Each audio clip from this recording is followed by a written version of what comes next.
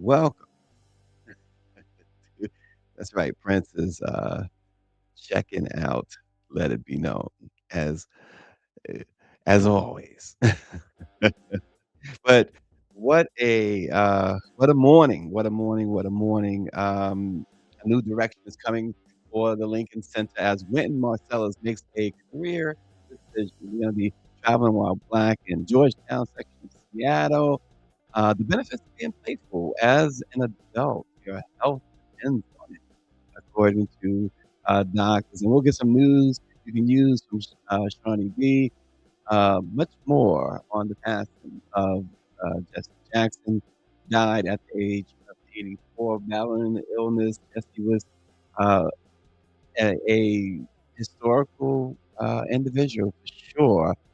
Someone I knew and talked to quite a bit. And Lauren Live and we discussed that yesterday. Bring you more of that as well. Um, Before I even get into all of that and even into my girl Shawnee B, I wanted to this other story is just really, really um, amazing to me, and it's a sports story in a sense um, about Tony Clark. Tony Clark, the head of the now former head of the Major League Baseball Players Association. There he is, right there. Um, has resigned his position as the head of the Major League Baseball Players Association. It's so interesting because the contract CBA runs out at the end of this year, and there's a lot of talk that there'll be a lockout. This is going to be the last year for baseball, perhaps in a couple of years, because the owners are digging in. They want a salary cap. The players, of course, don't want a salary cap, among other things that are going on. But the thing with Tony Clark, unbelievable stuff. So he's being investigated. He steps down allegedly because he's being investigated. He hired allegedly his brother's wife, and they had this fund, and they're spending apparently or diverting millions of dollars allegedly to personal interest, but more so, he's allegedly having an affair with his brother's wife, and it came to light during the investigation. And I heard, New York Mets, second baseman Marcus Semien, address it with such disgust, although he didn't mention the affair part, but you could tell he was holding back. I hold that that's a Jermaine Randy Jackson type thing. Your brother's wife? Your brother's wife, first of all, you allegedly are committing financial crimes together, or at least you're allegedly committing financial crimes. But there is the idea that you give your brother's wife a job and now she got to do a job for you. I mean, what in the trailer park is that? Tony Clark.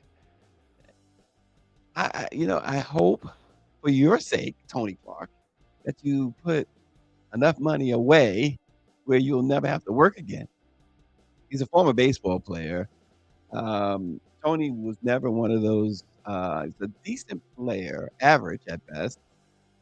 Always was able to catch on with a team, have a job. Um, Major League Baseball pension is pretty good. You remember OJ when OJ left the NFL? Um, he had mentioned that his pension was something like 26,000 a month. So hopefully Tony's got a good pension. He's got some money put away because he'll never work again if he avoids prison, and if he survives the beatdown his brother's probably going to give him. I mean, wow. Wow. That is just, it's low. Yes, it's as low as you can go. Give me a break. It's just absolutely insane.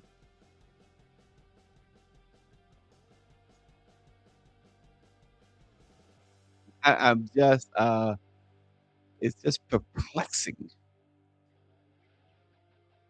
It's really perplexing that, this man would throw his life and career away in this manner, because that's what you've done. You've thrown both your life and your career away.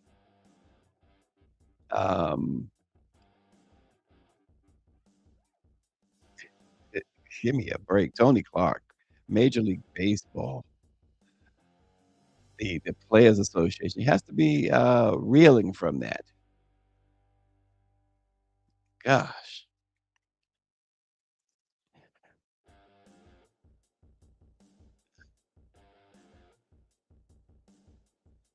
we gotta get to the some more news now, some news, before we get to more on, Jesse Jackson. Let's get to some news you can use with our, girl, Shawnee. To Shawnee's wife, it's your girl, Shawnee B. And if you cool her, you got to cool her, yeah. Disclaimer. I would love to have a lot of money with my ugly ass. But baby, I ain't got time to sell my soul to get it. I ain't got time to lose family and friends to keep it. It's not worth it. So you remember that song, What Would You Do for a Klondike bar? What would you do for some money? Hello? Everybody got a price, and some of y'all are tapping out. Now there's this game show that's called Moment of Truth. I don't know if y'all seen it. All I know is these people will do whatever they need to do for the big prize. I think it's $1 million, okay?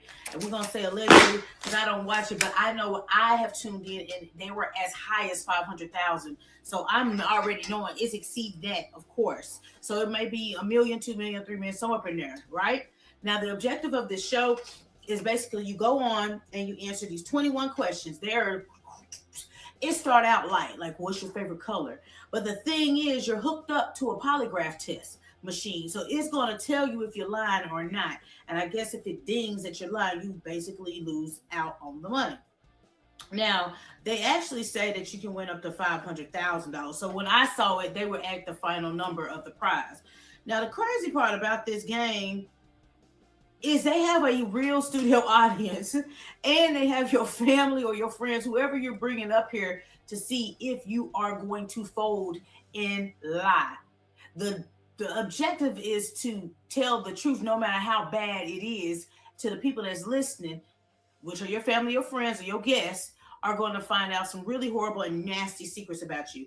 Now, when I was watching the show, I had actually saw a little snippet on social media, and I'm just going to read a few of the questions that she was asked, and she had said yes, and it said you're telling the truth. So you're either going to come with your family and then you're gonna leave without them, or you're gonna come with your family, leave without them, and need therapy. Because this show is definitely demonic. Like, who needs enemies when your skeletons in your own closet are worse? Now, one of the questions that I saw, I said, now what in the hell? It was a father and well, it was a woman that was hooked up to the machine. Now I saw her answering questions related to her dad's sexual life growing up, and he was a polygamist. Okay, so it said, question: Woman exposes Epsteinish polygamy world and sends dad to prison for $500,000. I don't know if he literally went to prison, but I think the question and answers, if people wanted to look in further, they could. Now it said, as a teenager, did you ever change into provocative clothing after you left the house just so your mother would not see you? Now that's easy. That's not anything that's demolishing your character. Half of the world probably did it. So she was like, yes. And it said she's telling the truth. So we went to the next question. Have you used illegal drugs since leaving your polygamous community? They looked at her. She sat up there. She rocked back and forth. She said, yes. The little machine said, telling the truth. The audience going crazy. Ah! Next question. While living in a polygamous community, did you know of any underage girls who were married to adult men? She sat there for a while. She thought about it. She blinked real slow. She said, yes. The machine said, she's telling the truth. Everybody in the audience was like,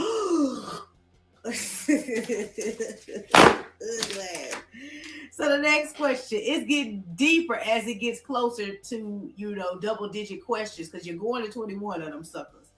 Do you know, excuse me, do you think your father was wrong to set you up on a date with a 73-year-old man when you were a teenager? She sat there, her dad, they did the pan around with the camera. He's sitting there like, is they paying it back to her? She said, yes. The machine said, the little polygraph dude said, she's telling the truth. The audience was like, oh, you could hear nothing but gasp in the audience. Like, it was crazy in this clip. They asked her, did you ever witness members of your polygamous community providing alcohol to underage minors? She didn't hesitate. She was like, yes. The machine said, telling the truth. Question. Do you believe your father should have done a better job protecting you as a child? She sat there. You could tell this question was the question that made her childhood and upbringing have side-eye behavior because she sat there and she kind of bit her lip and she whispered out, yes. The machine said, the polygraph testing guy was like, meanwhile, the audience is starting to get quiet now at this point because we're all looking at this like, what type of household did she grow up in? She a freak now. This is the one that's saying, should her dad go to prison? Should she answer the question yes or no for $500K? Do you believe your father, as an adult, has ever had sexual relationships with a minor? Baby, she sat there. Her dad was sitting there like this. This $500,000 is up, for grabs. She looked.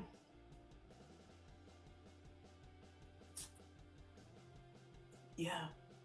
But she said, polygraph guy was like, and it's so sad because, again, you come with family, you're either leaving alone or you come with family leaving alone and need therapy. Her son was in the audience. There was questions in that for her son as well, how she basically sabotaged the relationship with his father because she didn't want him to know him. And so she would lie and she would pretend about other things. And the son was sitting there like, damn, I don't know my father because my mother sabotaged it. Like, she was sounding like a monster. And I ask you, what would you do? What would you do? Do you really need that money that bad that all of these years people thought you were the goody two shoes and you are a monster? Thriller? I will never go on no show like that because those are the type of secrets that'll make you just want to exile yourself from the family because those are the family secrets that break up families. Now, I don't know what's going to happen to the father. I don't even know. I mean, the questions that were being asked, the whole family needs therapy. The whole family needs to be investigated because it's just all over the place, cinnamon or woozy. But I'm just telling you, While you're out here working a 9 to 5, there's somebody that's destroying relationships in their family for $500,000. And that's why I say, my friends, what would you do? Hoo-hoo, and everybody has a price. Now, I don't know what this family's relationship is now since the whole damn world knows their business.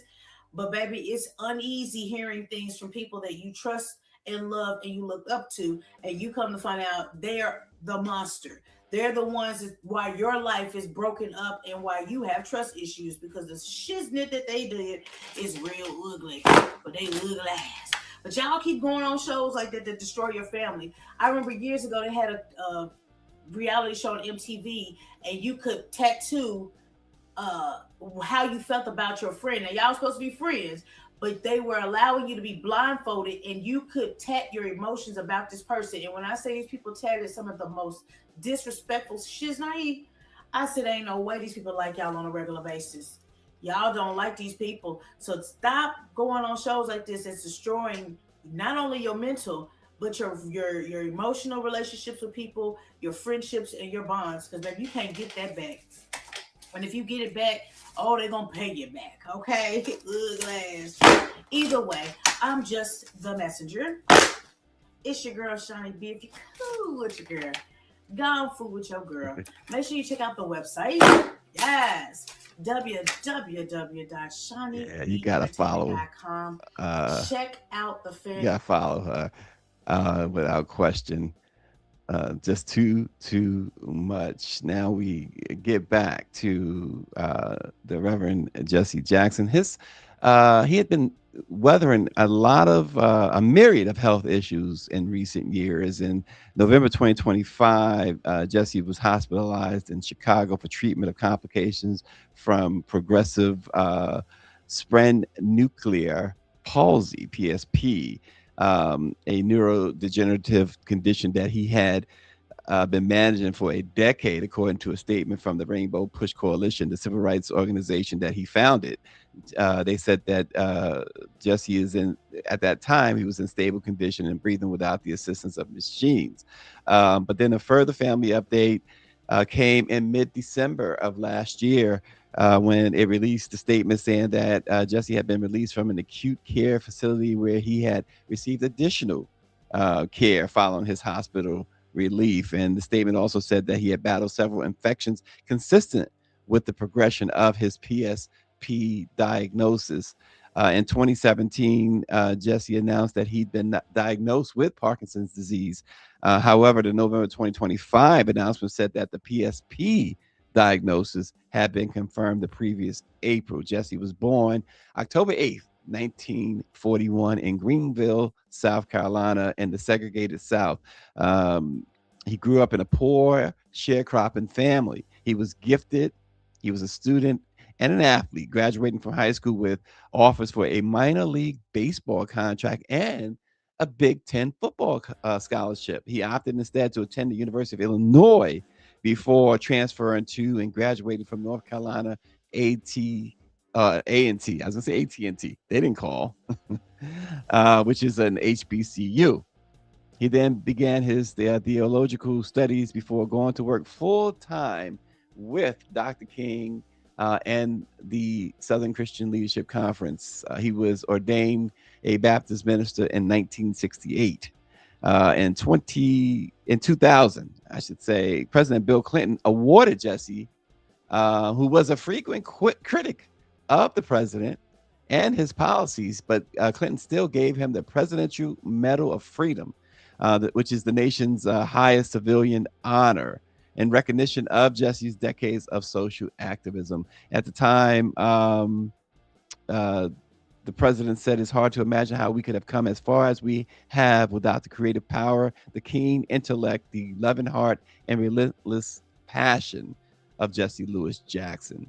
Um, so some serious tributes, of course, with Jesse Jackson's passing yesterday. Just a little brief rundown of the health situations that he had been battling.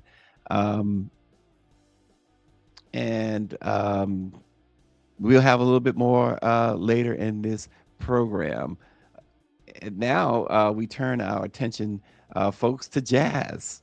Yep, Wynton Marsalis. He is making a career change, at least a career decision. Um, the Lincoln Center's founding artistic director and most visible champion has initiated a phased departure that will conclude his formal leadership of the institution by the summer of 2027. The transition plan is designed to ensure, they say, long-term stability for the organization. Winton will remain at the helm through the 2026-2027 season, which is being curated as a year-long retrospective and celebration of his vast contributions. Following that period, he will transition into an advisory role as a founder and director emeritus through June of 2028. The gradual end strategy or exit strategy allows the board of directors the necessary time to conduct a global search for a successor capable of managing the dual responsibilities of artistic curation and organizational management. You can't replace a Wynton Marsalis so easily, right? Because the impact that Winton had on the New York cultural landscape cannot be overstated. When the jazz program first began in 1987, it was merely a modest series of concerts within the classical focused Lincoln Center framework. But over subsequent decades, Winton really changed things. He spearheaded this world class and relentless effort to give a permanent home to jazz and black jazz there at the Lincoln Center. There was the opening of the Frederick P. Rose Hall, which was specifically designed for jazz. And to play Lincoln Center is just, can you imagine? And to be head of that is it's just really a testament to the greatness of Wynton Marsalis. And so he's going to be phasing out over there at the Lincoln Center. It's like history, folks. History, history, history, and more history.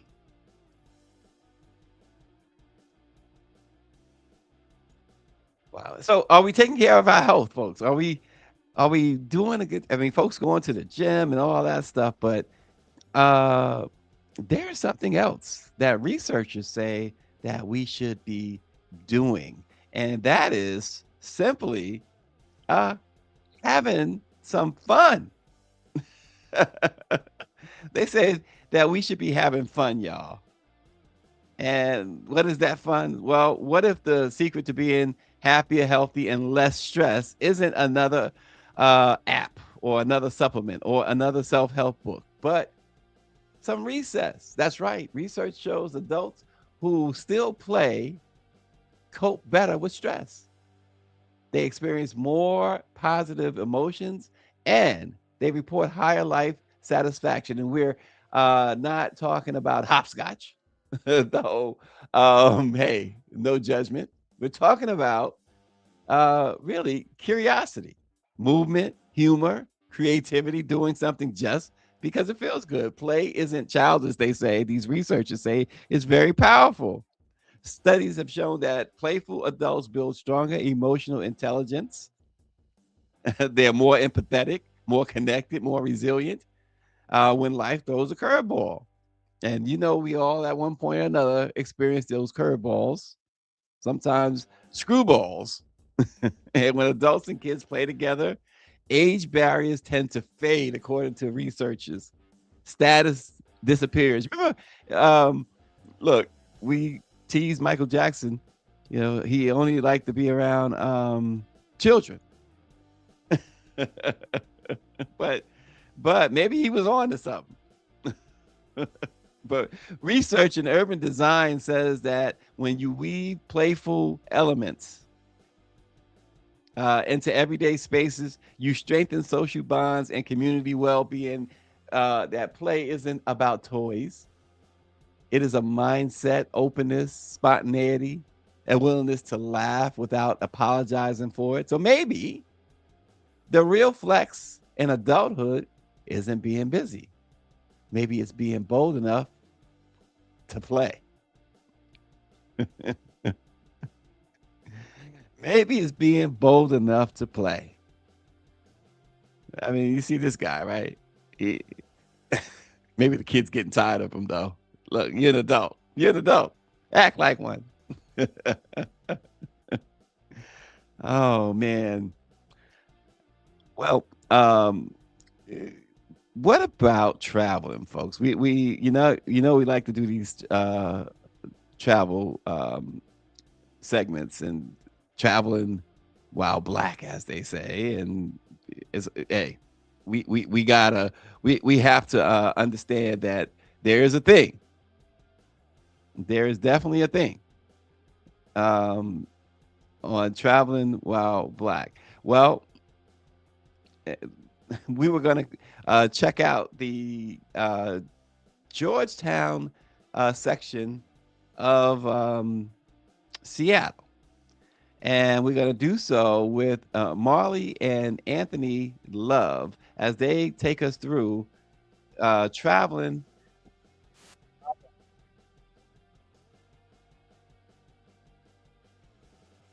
with this lovely couple. I'm Anthony, this is my wife Marley, and welcome to another episode of Traveling While Black in Seattle. Yes, welcome back, everyone. And as a brief reminder, our show is based on our experiences in and around Seattle. And we base those experiences off of how good of a drive it was, how much fun we had, and most importantly, how comfortable do we feel as Black people visiting for the first time. So on this week's episode, we noticed it's been a little bit of time since we did a neighborhood episode. So we said, let's do it this week.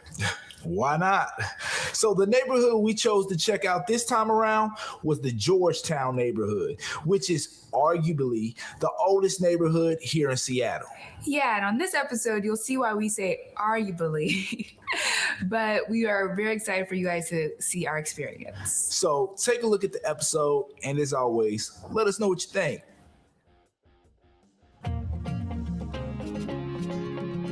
Located in the city of Seattle, the Georgetown neighborhood is arguably the oldest neighborhood in Seattle. You're probably wondering what we mean by arguably. Let us explain. On September 25th, 1851, the Denny Party first landed on Alki and began plans for the first settlement in what would become known as Seattle. Ha! We made it! Ha! The first ones! Oh, grand. Sir, should we get right to work? This land looks like it may be hard to farm. Heck no! We gotta celebrate. Crack open that beer! 2 days later, on September 27th, 1851, the Collins Party arrived in what is present-day Georgetown. Ah! Thank heavens, we've made it! Looks like the Denny Party has already arrived across the way. Yes, sir. Looks like they're still celebrating. Should we join them for a beer? No. We gotta get to work. Let's start it right now. A year later, despite arriving 2 days afterward, the Collins Party and their Georgetown settlement was able to complete permanent structures and build a successful farming community. While the Denny Party suffered in relative squalor in an unfinished encampment until their move in 1852 to the future downtown Seattle area. Alas, we're here a year later, and we're thriving. Unlike our poor friends, the Denny Party. Damn! Come on, pack your things. We're moving. This land's impossible to farm. So because Denny arrived to the area first, but had to move to ultimately settle a new part of the city, And it being that the Collins Party, although arriving second, was able to permanently establish their community, you see why when it comes to which is the first neighborhood in Seattle? one can argue either way. Ha! Drive grade. It's normally about a 12-minute drive for us to get to Georgetown, but there are multiple ways to get to this neighborhood. Depending on the time and day, traffic could be in play, but with there being multiple routes, you can easily get around that. There isn't anything special about the views either way you go. So while the drive isn't bad, neither is it great. Yeah, so for drive grade, we give it a 4 out of 5. Level of fun. The Georgetown neighborhood is a pretty neat looking neighborhood tucked in the middle of Seattle's industrial district. Yep, if you didn't know any better, you might miss out on some of the neatest shops, restaurants, and bars that make up the cool little neighborhood. If you're looking for a really cool shopping experience, you can check out the Georgetown Trailer Park Mall. The mall, according to their website, is a membership-based sustainable retail model focused on the promotion and advancement of sustainable, locally sourced, upcycled, reused, and handmade products. Yep. There you can find locally made jewelry, ceramics, original artwork, books, vintage clothing, and home decor, among other things. The mall is only open on weekends, Saturday and Sunday, 11 to 6. If shopping doesn't do it for you, maybe arcades will. If you're looking for a cool spot to play a couple of games, check out Flip Flip Ding Ding.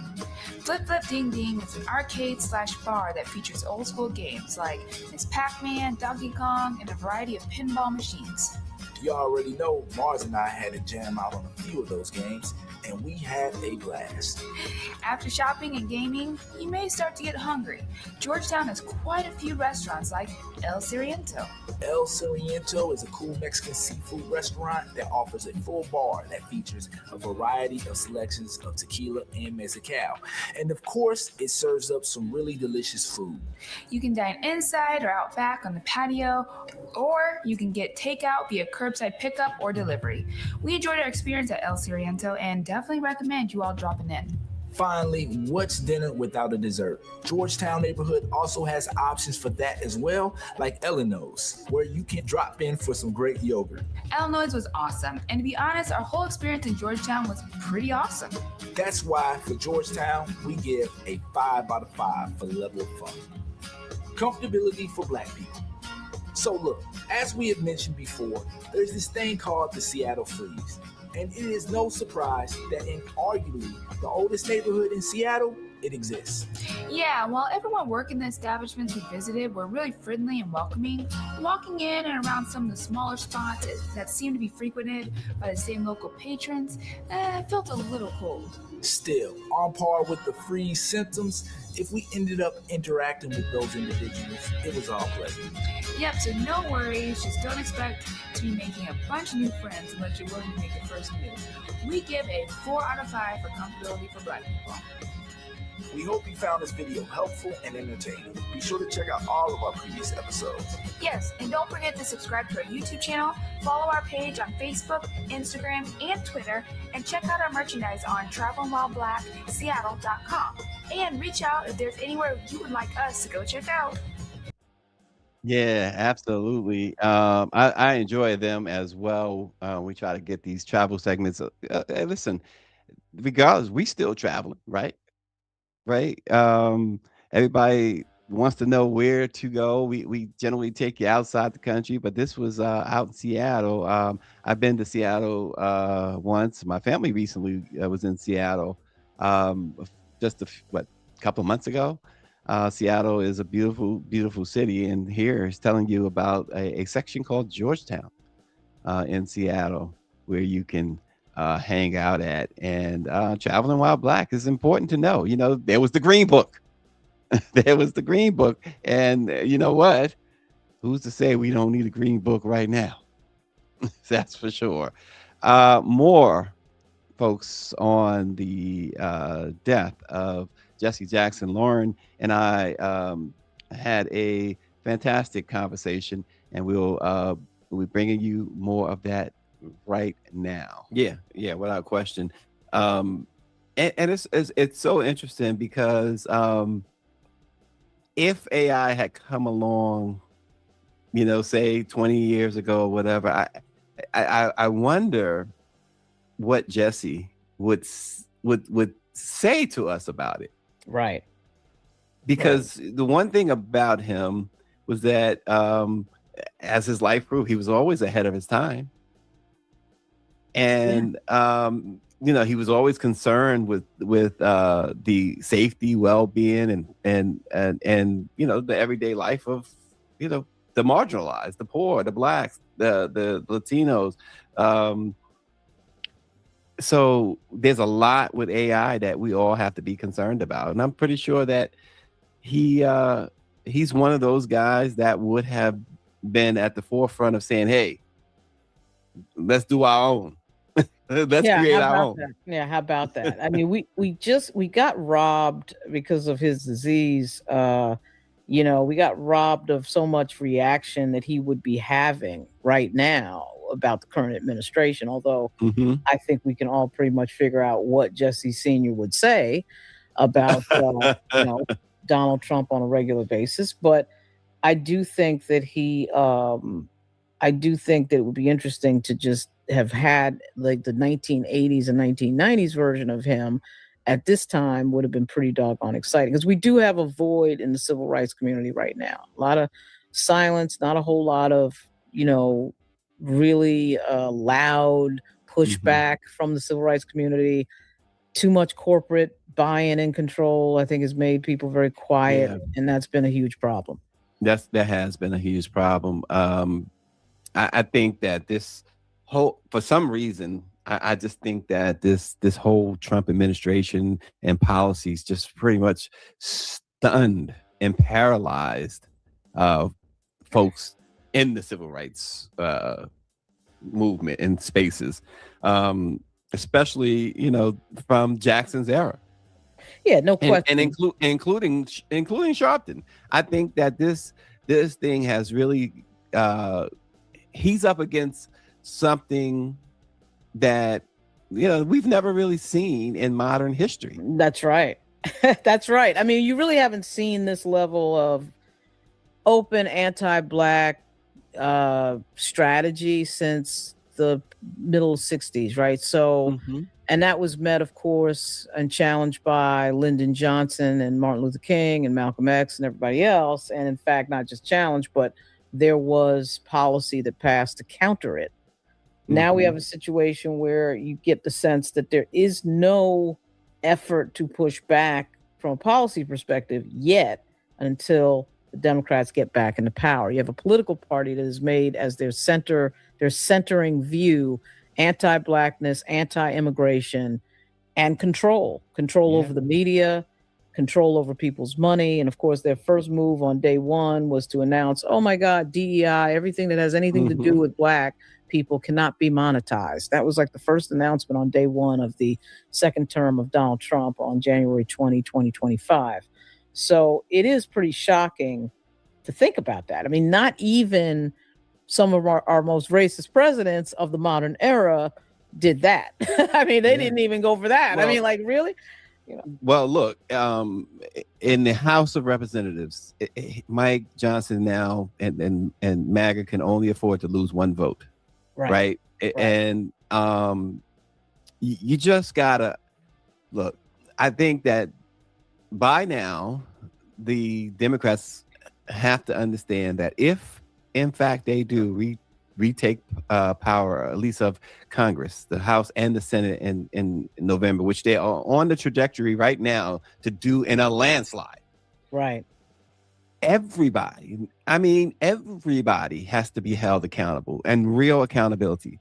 Otherwise, they jeopardize the 20. To me, I think if they don't, they jeopardize the 2028 presidential election. I think you have to, as forceful as this administration has been in their dismantling of everything that is right and good, Right. and being so open with the stuff that they've done, Right. you cannot. It has to be like this, Lauren. So you round up, the RICO law, right? You Right. round up everybody, all the gangsters, all the mobsters and stuff, but the one person that gets the deal is the person who talks first. Nobody else gets the deal, Right. right? It has to be at the very least that. And Yeah. Yeah. because you have the way to start bringing some stability back is You got to be forceful. You got to be immediate. It can't be deliberate. You can't. Oh well, let's take some hearings. We already saw where the hearings got you. Benny Thompson and the crew did an amazing job with the January 6th hearings, right? That's right. But all of that could have been done by a capable attorney general. Yeah. Right. And had they done it, you wouldn't have this situation now. Had they done what they were supposed to do, when they were supposed to do it, you wouldn't have this situation. So they have to understand that. And somebody like a Jesse Jackson, and he very outspoken, as we know. And again, these last several years have not been the Jesse Jackson that people had come to really know and in a lot of cases admire. Otherwise, I think that we would have heard a whole lot from him on this. And I think we did hear from him where he could. Well, there were statements here and there, but he just wasn't in a position to be Jesse Jackson. Well, interestingly enough, we're hearing it through his son, Jonathan. So Jonathan, of course, at the prayer breakfast, and then Jonathan, period, like just in general everyday statements as a member of Congress. Mm-hmm. But I mean, obviously, we know, generally speaking, what Reverend Jackson might say about these current moments. It's just we don't have that strong, in my view, we don't have that strong civil rights presence in the form of, and I know people tend to criticize this, but at the end of the day, you need a leader. We don't have that one really strong civil rights leader out there really throwing haymakers and in a loud way. It's like we live in an era now where people are a little bit more afraid for their personal safety, as they should be. As they should be. As they should be. And I do think that there is a fear of trying to get out there too much, knowing full well that your federal government is against you, right? Not to say that Malcolm X and all the rest didn't know that, because they did, and they did it anyway with like no money and no support from anybody. But that was, I think it's sort of different in a world of the 1960s when for a fact you're not going to get any support from the official actors, the police, the federal government, or anything else. And of course, we had COINTELPRO. The federal government was, of course, following and recording Martin Luther King and Malcolm X. And then we have a period where that becomes very unpopular, and in that period, we have the rise of Jesse Sr. And so that rise of Jesse Sr., I think, taught everybody that, hey, you can get out here a little bit. Now we're back to COINTELPRO time again, finding out that Black Lives Matter was spied on, finding out that we have a federal government that, has declared what they're doing terrorist activity and, anti-American and all this. So we're back to that again. We're back to, the 1960s version of the federal government going after Black activists. So it is a scarier time, no doubt, but you tend to have at least one person that just says, F it, I'm going to get out here and say whatever I want to say. That's harder to find now. Oh yeah. There's no question about it. You hit the nail on the head. People are rightfully and understandably so afraid for their safety, because you have politicians who are being threatened, and they're walking around. I mean, how much security do you think Jasmine Crockett walks around with? Right. And Ilhan Omar has to walk around with security. We saw what happened at one of her. That's right.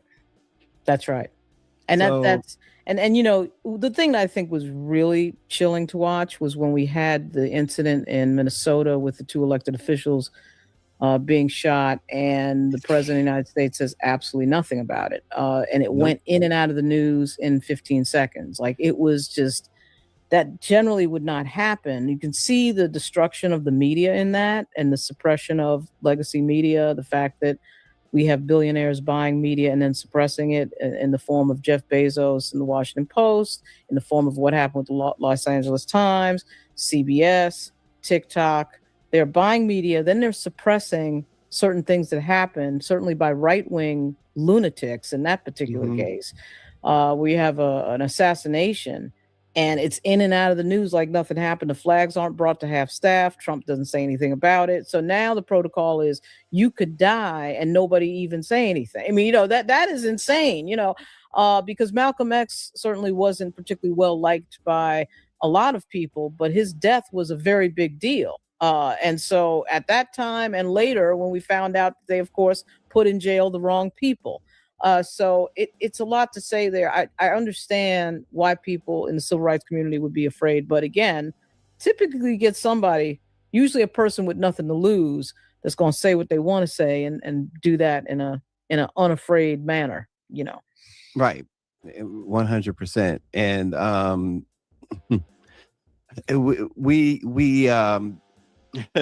we're just in this it's like a twilight zone. I always say it's the twilight zone. Right. Because as we said earlier, we had never seen anything like this. And I've always argued that we should have been better prepared. I still think that there should have been more preparation, but I'm not, when you really think about the whole picture, I still don't know, even with Project 2025, which was the telltale, but I still don't know that folks really believed that it would be this bad this quickly. Right. And so some might ask, how do you prepare for something that you really don't 100% believe is going to happen? Right. I think what happened, Lauren, is the first Trump term, when folks look back before this term started, they accepted, okay, he won again.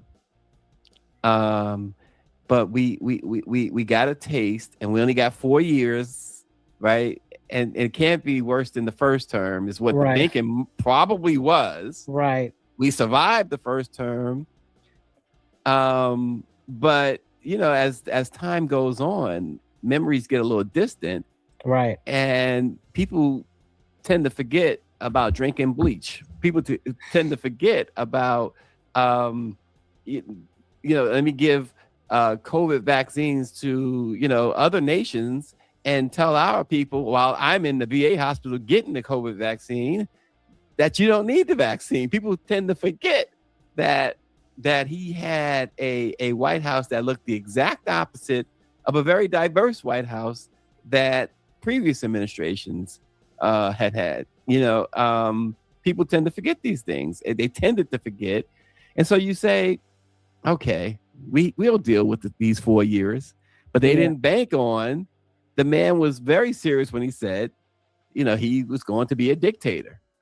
Yeah, I have a hard time believing you really have to be on the moon someplace to forget some of the crazy. Okay, let's say you forgot what happened in the first term, and then Biden comes in and you forgot over those 4 years. Okay, well then you had the campaign.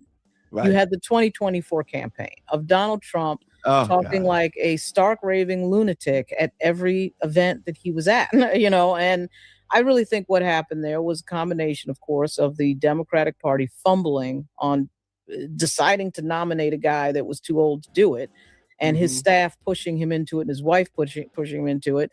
And then you switch horses 107 days before the election, which has never happened before in the entire space of American history. And now you put into that space a historic candidate that has never happened before, which would be a woman, black or white. And I hate to, bring it to this, but yeah, it is definitely true now that we look back at all that history of the last 15 years that it was a white male who defeated Donald Trump. There's still a block of voters out there who won't vote for a woman, black or white. Okay. And so that was a totally risky gambit. I know that, we couldn't have a primary and we didn't have time and we couldn't nominate somebody else. And it was going to be an insult to Vice President Harris if we didn't pick her. But this is about winning elections, and you have to understand the electorate. And the electorate is a block of the electorate that, for whatever reason, does not want to vote for a woman. At some point, we are going to get a woman president, but I'm not sure I would have run that moment at Donald Trump, knowing how stark raving crazy he is, And so now you learn the lesson, right? I mean, this is a huge lesson to learn. The question is, what comes out of that lesson? And again, I wish we did have the Jesse Jackson Sr. of the 1980s to help us with that question, because he was somebody who was, in fact, unafraid. This is the other thing, too, is when you're 84 years old, you've seen the Jim Crow South. You saw what happened Mhm. to Reverend Dr. Martin Luther King, in his case, very close up as a witness. And so you know what all that looks like, and that you don't want to return to it. And so Right. I think the younger generation is not aware of that day to day in the same way that somebody like a Jesse Jackson is. Right. Right. I think you're 100% right. And I think we when we think about all of that awareness, you use that word, and this man didn't have to be jolted awake. He was already aware of stuff, and that's I think the difference that what we're seeing today. Yeah. Yeah. I mean, it is wild. It is just incredible, the moment that we're living in right now. It's a difficult historic moment, and you have historic figures passing away during that historic moment. It becomes even more different. I mean, difficult. It is Black History Month. It is also the birthday of the 41st Lieutenant Governor of Virginia, Justin Fairfax. So happy birthday, Oh, Justin. yeah, And, you talk about somebody with a raw deal. Somebody who deserved so much better. Obviously, I know you know firsthand how that man deserved much better, infinitely much better than what the outcome was. yeah, we'll cover that in a live. I mean, there's a lot to say there. He absolutely was the victim of a hit job that was completely uninvestigated, and his guilt was immediately assumed as if this was Scottsboro boys or 1940s, 1950s America, where somebody Right. says something, everybody believes it, nobody investigates it. And the media was a major player in that mistake. Shout out to Karen Tumulty. I'm always torn about the Washington Post. Again, this is another live that I have to do on the Washington Post. Because frankly, without their existence, none of that would have happened to Justin. I mean, we would be Mhm. better off not knowing anything. We'd be better off Right. without them. I mean, it's just crazy, because it is misinformation when you put out the wrong information. You refuse to correct it, and when documents and court records have been sent to you. So Justin Fairfax obviously got a completely raw deal, completely ridiculous situation. It really shows you how racism works in terms of the legacy of people's assumptions and their built-in confirmation bias, particularly against Black males in our society. And the Me Too movement did a ton of damage to due process, a ton of damage to innocent until proven guilty, and Yep. that was dangerous, absolutely dangerous. Well, it was very dangerous, and it's so interesting because it snared a lot of. It really about Black men, it seems, Oh, and absolutely. Yeah. and this was something that was hijacked, totally hijacked from what it was supposed to be. A Black woman actually started it, right? And it was supposed to be about harassment in the workplace. And it became no, Hollywood hijacked it and used it against Black men. And I'm not saying that all of the Black men that fell into that were innocent. I'm just saying that it was hijacked, Oh, it and was we know absolutely. what happened. Yeah, and we know what happened. Listen, like you said, if for another stream, but I followed you guys, Lauren, you and Justin Fairfax. I spoke to Justin Fairfax a couple of times, and we saw firsthand. What killed me was the lack of outrage, especially from other folks, other Black men.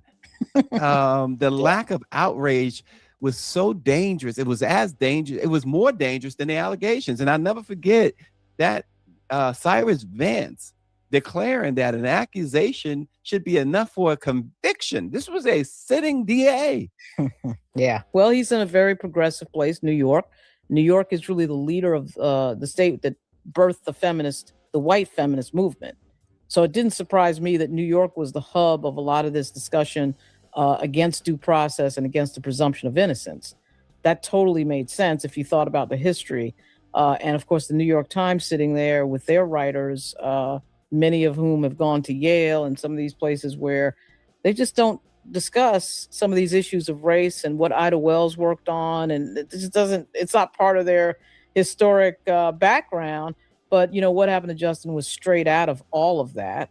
And it's just, it is amazing to think that something like that can happen in the modern era. But when you go look back at the clippings of the Richmond Times-Dispatch and some of these legacy, so-called legacy papers, particularly in the South, it would surprise nobody that happened because they did that wholesale back in, it was the lynching without the rope. It's the we can destroy you with a tweet and some social media. We don't have to go through all this stuff. And once the Me Too movement, Time's Up, figured out they could do that, they could take out governors, they could take out people without having to actually go to court and prove anything. That's what they're going to do. They're going to do the lowest common denominator. And there's certain architects of that policy who were protected mostly by progressives. So it didn't surprise me when Cyrus Vance got out there with that ridiculous statement.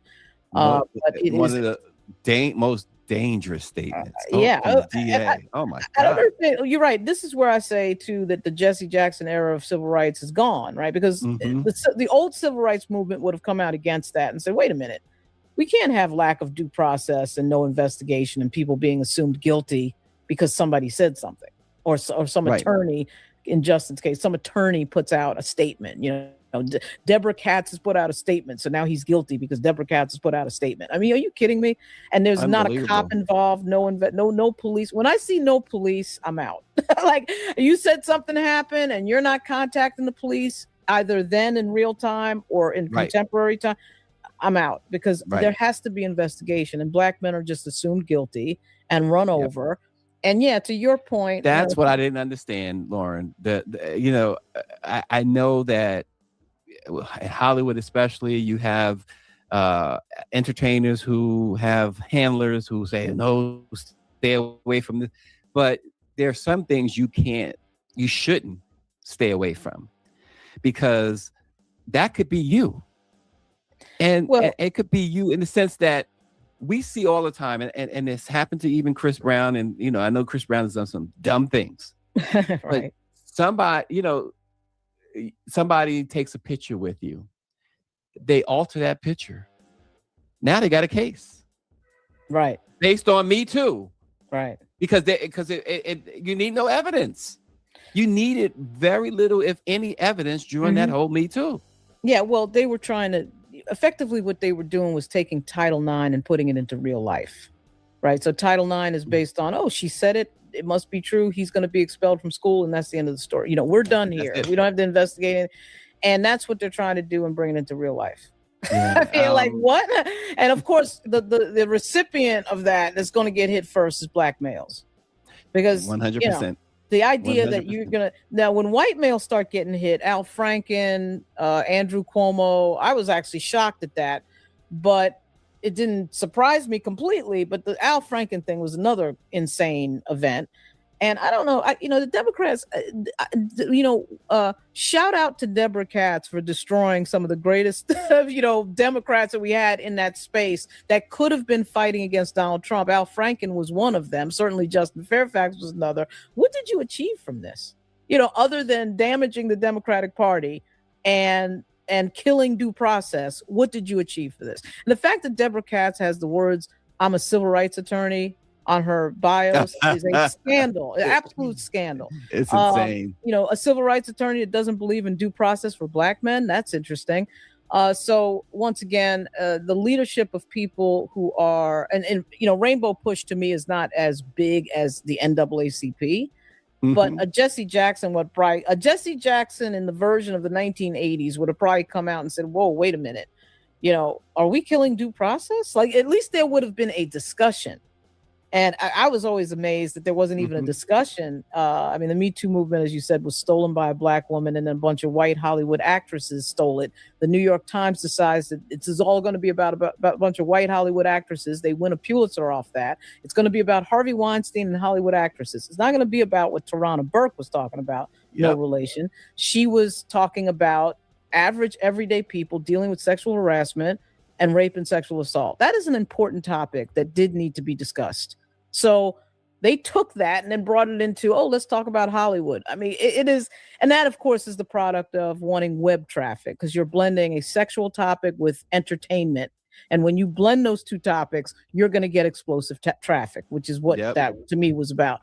But you did need, again, you wish you could transplant the Jesse Jackson of the 1980s into that discussion. I think by that time he had been in when this all started in 2017, he was pretty much I don't want to say he was out of the picture, but he wasn't as vibrant and talking as he was certainly in the 1990s and certainly in the 1980s. But it shows you why you need leadership that isn't tethered to corporate interest and is unafraid to speak out.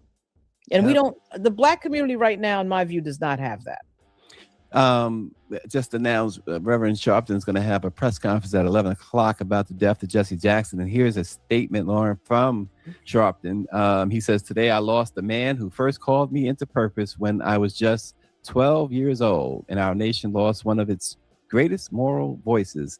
The Reverend Jackson was not simply a civil rights leader. He was a movement unto himself. He carried history in his footsteps and hope in his voice. One of the greatest honors of my life was learning at his side. He reminded me that faith without action is just noise. He taught me that protest must have purpose, that faith must have feet, and that justice is not seasonal. It is daily work." In 1969, when I was still a teenager trying to find my place in the struggle, Jackson appointed me youth director of the Brooklyn branch of Operation Breadbasket, the economic arm of the Southern Christian Leadership Conference founded by Dr. King. He trusted me with responsibility and saw something in me before I fully saw it in myself. That is the measure of a true mentor. They do not just teach you, they name you. He goes on with several other things, but he says, "Today we mourn, but we do not retreat. We pray for the Jackson family to carry the torch. The greatest way to honor Jackson is not in memory alone, but in movement. He taught us to keep marching. He taught us to keep organizing. He taught us that justice is never given. It is demanded." Faith without action is just noise. And also without policy is just noise. That's good. He's having a presser at 11. Shout out to Pam Entertainment. Everybody should be watching the Pam Entertainment TV on YouTube, a great YouTube channel. It doesn't surprise me that Reverend Sharpton is having a presser at 11 o'clock. Maybe I'll cover it. Maybe, but we've covered so much this morning. Yeah. And it's been, obviously it's going to be a day of tributes, and I've been sort of waiting for the statements to come out. I'm glad that you're reading some of them, because so many of them I'm going to be quoting, particularly Donna Brazile. Mm-hmm. And you know that, of course, Donna Brazile and Minion Moore and that crew had a very close experience with the Jackson campaign. It was such a part of that moment. The voter registration, everything that we have now in politics, certainly in Black politics, but also just in Democratic politics, was launched by Jesse Jackson. It's really amazing to think about that, including the first Black president of the United States, Barack Obama. I was there in Chicago the night Obama was elected. I was in the media thing and sort of the back, but I could see the stage, and I could not see Jesse Sr., but I could see the monitor with him on it crying, right? And I was like, where is he? Like, where is he out there in Grant Park? But it was pretty amazing moment, a full circle moment. You wish that Shirley Chisholm had been there for that as well, but it was just an amazing moment.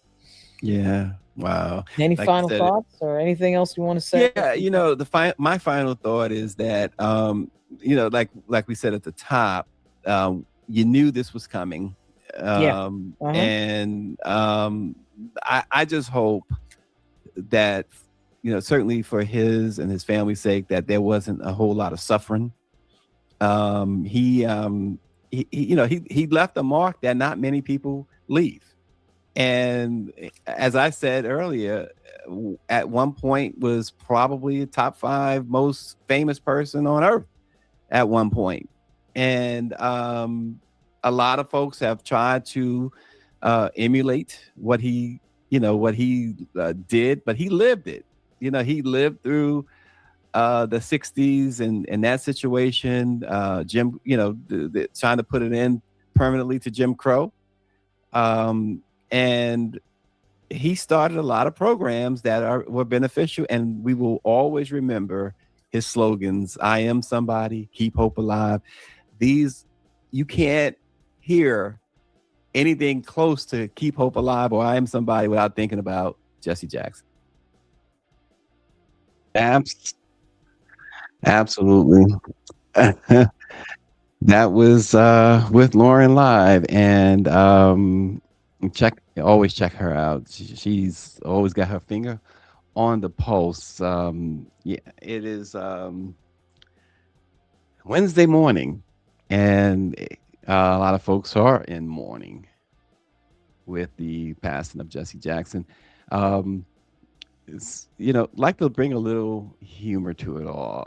This viral post that's been going on, just to bring a little humor, no disrespect, just some humor. But check her out. Take your time. Just get your bearings. What is it? We bereaved. Who gone now? I can't take too much more. Jesse Jackson. Oh! Ooh!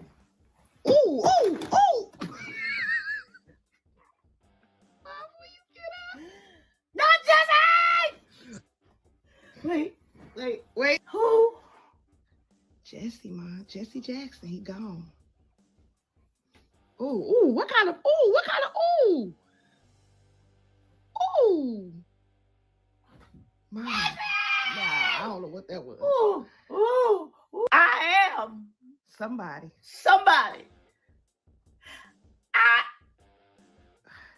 Yes. But keep hope what? Keep hope alive. My hope done got dashed. My hope done got dashed. It's crazy. Oh, he gone, ain't he? He gone. He ain't gonna be here with us in the struggle. We in a struggle with the orange man. Ma, what you gonna say when you go to the funeral and you walk into the casket? What you gonna say? This the casket right here. Jess. Ooh. Why you leave me, Jess? Ooh. You gonna bang on Jess? Jess, get up. Ooh. Not get up. Get up. What if he listens to you and get up? Then what you gonna do? Thank you. Real careful. Stop. Oh gosh. Too much. We gonna get on out of here. I don't want anybody to take it the wrong way. We just need to listen. Like she said, the orange man, and now this. We need some sort of levity in here. So we're gonna go ahead and get on out of here. Let's go. Thank you so much for watching. Let's go, Flame. Let it be known.